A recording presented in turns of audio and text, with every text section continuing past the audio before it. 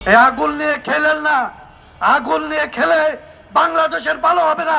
এবং আপনারা যারা আগুন নিয়ে খেলতে চান তাদেরকে অনুরোধ করতে চাই, দায়িত্বশীল আচরণ করেন। রাজনীতি করেন মানে হচ্ছে আপনি মানুষের দায়িত্ব নিছেন, দেশের দায়িত্ব নিছেন। তাই পরিষ্কার করে আজকে এখানে ঈদে মিলাদুন্নবীর দিনে দাঁড়িয়ে এই হযরত মুহাম্মদের একজন উম্মত হিসেবে, একজন অসহায় এবং দুর্ভাগা উম্মত হিসেবে এইখানে আমরা পরিষ্কার করে বলতে চাই, ইসলামের নামে, অভ্যুত্থানের নামে, এই মুক্তিযুদ্ধের চেতনার নামে, বিভিন্ন নামে সমস্ত ভালো জিনিসগুলির নাম দিয়ে এই দেশে সবচেয়ে খারাপ কাজগুলি করা হয়। এই খারাপ কাজগুলি যারা করে এরা সংখ্যায় খুব বেশি নয়। এদেরকে প্রশ্রয় দিয়েন না, এদেরকে আশ্রয় দিয়েন না, এদের কথায় বিশ্বাস করেন না। এরা দেশের মধ্যে বিশৃঙ্খলা তৈরি করে এই বাংলাদেশকে মায়ানমারের মতো, সিরিয়ার মতো, আফগানিস্তানের মতো একটা অস্থিতিশীলতার ভেতর ঢুকায় বাংলাদেশকে একটা গৃহযুদ্ধের ভেতরে ঢুকাইতে চায় এবং এটাকে ভারতের তাবেদার করতে চায়, ভারতের অধীনস্থ করতে চায়। ভারতের দালালদেরকে প্রশাসনে যদি থাকে, পুলিশে যদি থাকে, আর্মিতে যদি থাকে, এই ভর সৃষ্টিকারীদের মধ্যে যদি থাকে, এই ভারতের দালালদেরকে বাংলাদেশের মানুষ চিহ্নিত করে তাদের বিচার করার ক্ষমতা রাখে। হাসিনার যেরকম এদেশ থেকে পালায় যাইতে হয়েছে, যদি এদেরকে আপনি সামলাইতে না পারেন তালিকা করেন, জনগণের সামনে তাদের তালিকা দেন, জনগণ এদেরকে ভারতে পর্যন্ত পালাইতে দেবে না। এই দেশের আইন অনুযায়ী তাদের বিচার করবে।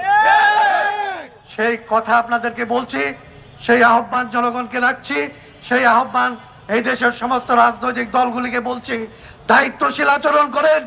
দেশে যখন বিশৃঙ্খলা তৈরি হয় তখন উচ্ছৃঙ্খলতায় আগুন দিয়েন না। আপনি একটা রাজনৈতিক দল করেন, আপনার অফিসে আপনি থাকেন, আপনার যদি কারো বিরুদ্ধে বিচার থাকে, অভিযোগ থাকে, সরকারকে বলেন, আদালতকে বলেন, আর একটা অফিসে আগুন দিতে যায় না। এই আগুন নিয়ে খেলেন না, আগুন নিয়ে খেলে বাংলাদেশের ভালো হবে না।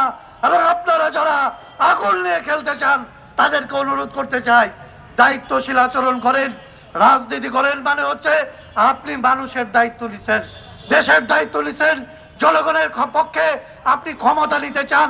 ক্ষমতা নেওয়ার আগে নিজের বিবেক আছে, নিজের মাথা ঠান্ডা আছে, নিজে অস্থির না, নিজে অন্যের আপনার কাছে অন্য মানুষ নিরাপদ আছে সেইটার প্রমাণ দেন।